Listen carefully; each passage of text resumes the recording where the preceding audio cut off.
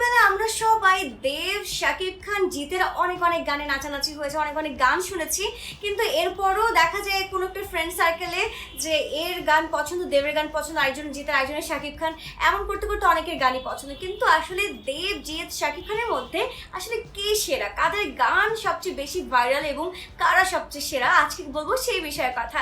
তাহলে চলুন দেখা যাক ভিডিওটা।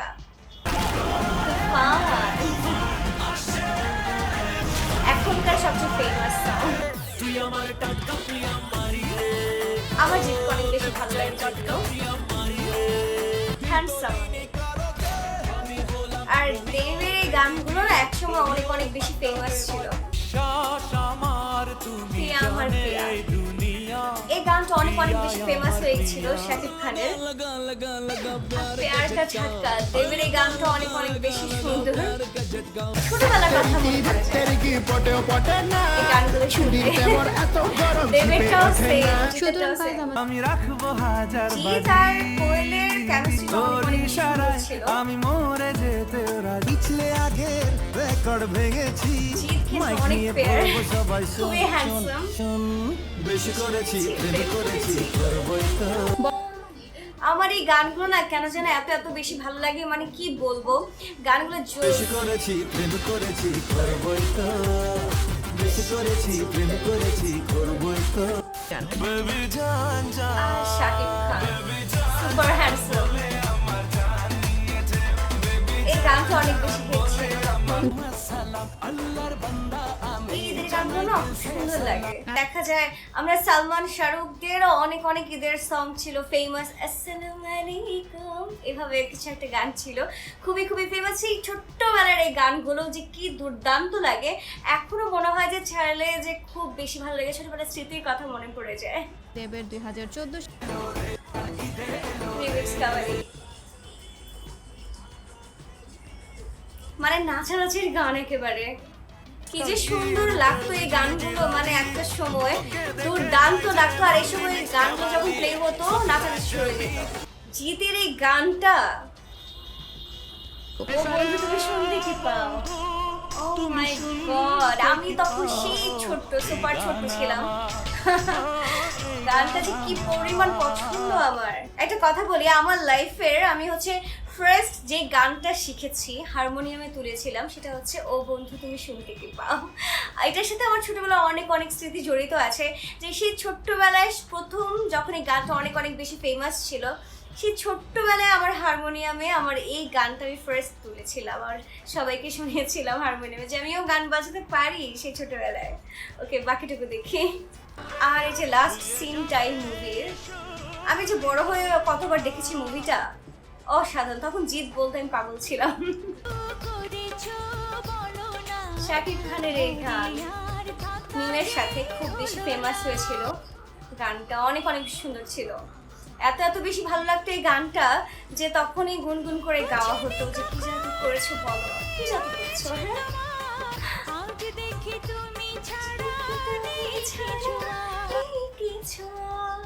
খুব বেশি দুর্দান্ত সুন্দর ছিল এই গানটা, মানে অসাধারণ। মানে কি বলা যায়, ছোটবেলা থেকে মানে আমরা যেসব গান শুনে বড় হয়েছি, সেই সময় গানগুলো অনেক অনেক বেশি সুন্দর ছিল। এখনো দেখা যায় সেসব গান আমরা অনেক বিয়ে বাড়িতে বা যে কোনো অকেশনে, সেলিব্রেশনে এই গানগুলো আমরা এখনো শুনি, এখনো সেই নস্টালজিয়া কাজ করে, এখনো সেই ভালো লাগা, সেই স্মৃতি সব কিছুই মনে পড়ে, সব কিছু সুন্দর লাগে।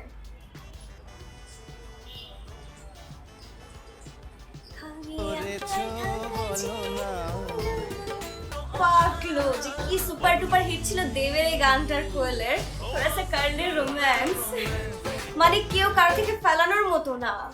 লাইক যেমন দেব তেমন জিৎ তেমন শাকিব খান, মানে টপ 4 একেবারে হাই লেভেলের টপ টচ জোস একদম। আর একটা কথা বলতে চাই, দেবের ক্যারিয়ারে যখন শুরু হয়েছিল এইসব গানগুলো যখন আসছিল, পাগলু, তারপর আদার্স যে গানগুলো ছিল, তখন দেবের ছিল টপে। এরপর যখন এর আগে যখন জিৎ ছিল তখন টপে। আর যখন শাকিব খানের সুপার ডুপার গানগুলো হিট হওয়া শুরু করলো, তখন শাকিব খান ছিল টপে। মানে কেউ কারো থেকে ফেলানোর মতো না, এটা বলা যাবে না যে কেউ কারো থেকে পিছিয়ে আছে বা কেউ কারো থেকে এগিয়ে আছে, এটা বলাই যাবে না, কারণ তিনজনে তাদের তিন জায়গা থেকে হচ্ছে বেস্ট, যেটা আমার এতক্ষণ এই গানগুলো শুনে মনে হলো। কারণ যে গানে আমি শুনছি না কেন, সেই গানেই আমার মনে পড়ছে যে ছোট্টবেলার সেই স্মৃতিগুলো, এবং গানগুলো যে কী পরিমাণ হিট ভাইরাল ছিল সেই সময়। তখন হয়তো বা ফেসবুক বা ইউটিউবের এতটা মানুষ ইউজার্স ছিল না, এটা এখন যতটা হয়েছে।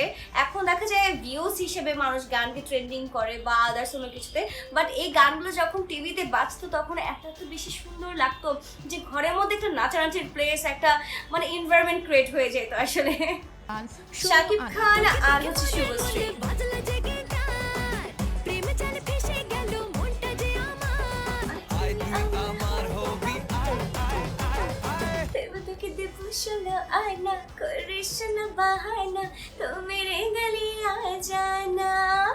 মানে শাকিব খান আর শুভশ্রীর এই গানটা, এটা আমি যতটুকু মনে আছে এটা টিজারের মধ্যে জাস্ট কয়েক সেকেন্ডে গানটা দেওয়া হয়েছিল, আর ওই সময়ের মধ্যে এই গানটা রিলিজ হওয়ার আগেই ফেমাস হয়ে গিয়েছিল, একেবারে ভাইরাল হয়ে গিয়েছিল ওই সময়টার মধ্যে, খুবই বেশি দুর্দান্ত ছিল।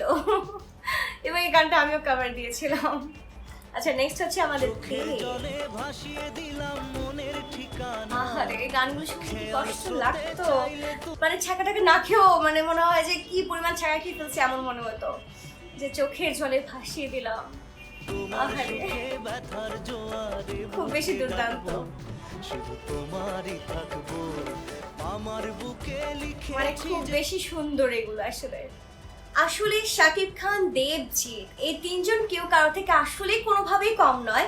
এই তিনজন যেমন সুপার ডান্স করতে পারে, সুপার অ্যাক্টিং করতে পারে, সেক্ষেত্রে তাদের অভিনয় সব কিছু মিলে দুর্দান্ত। এই তিনজনই কেউ কারো থেকে আসলে কম যায় না। আমি যে একজনকে রেখে আরেকজনকে সাপোর্ট করব সেটা আসলে কোনোভাবেই সম্ভব না। তাদের গানগুলো দেখলে আমি যে গানই শুনি না কেন, শাকিব খান হোক, দেব হোক, জিৎ হোক, সে ছোট্টবেলার স্মৃতি বা ছোটবেলায় যে নাচ গান করার যে একটা বিষয় ছিল, এনভায়রনমেন্ট ছিল, তাদের গান শুনে শুনে বড় হওয়া, এটা আসলে আমার পক্ষে কেন কারো পক্ষে সম্ভব না তাদের তিনজনকে জাজ করে বা তিনজনের গান শুনে যে কোনো একজনকে সাপোর্ট করা বা তিনজনের থেকে একজনকে এগিয়ে রাখা কোনোভাবে আসলে সম্ভব না।